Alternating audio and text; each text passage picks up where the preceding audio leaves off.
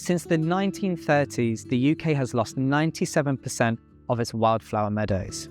But according to the World Wildlife Fund, an acre of wildflower can produce up to 1 kilogram of nectar sugar, which is enough to support up to 96,000 honeybees per day.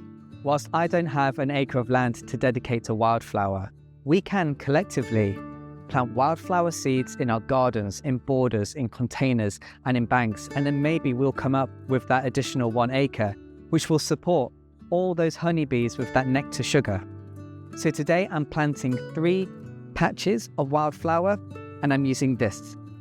It's a UK native wildflower, and this is clay soil specific. It's always worth checking what soil you have and then going online and finding a wildflower seed mix that is specific to your soil.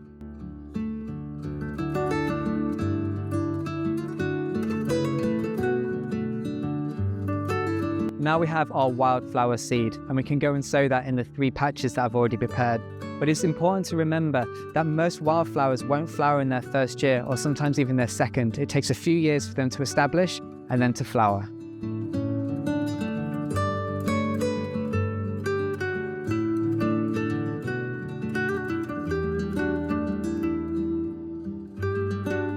Next up, I'm going to tread that seed in, which isn't too dissimilar to what the cattle would do in the fields from when there's any free sowed seeds from any of the plants out there.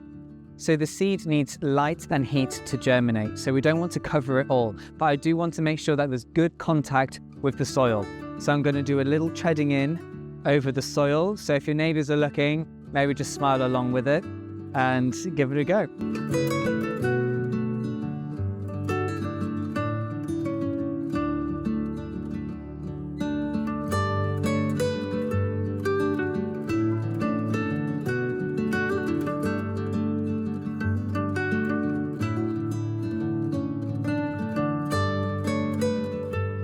So all we need now is a little bit of patience. In a couple of weeks, we'll see germination, but remember, it's the first year we might get a couple of flowers, the second year a few more, but really it's in the 3rd year where it'll hit its stride and we'll have these beautiful wildflower patches. So if you're looking for something new to do this year, why not give wildflowers a go?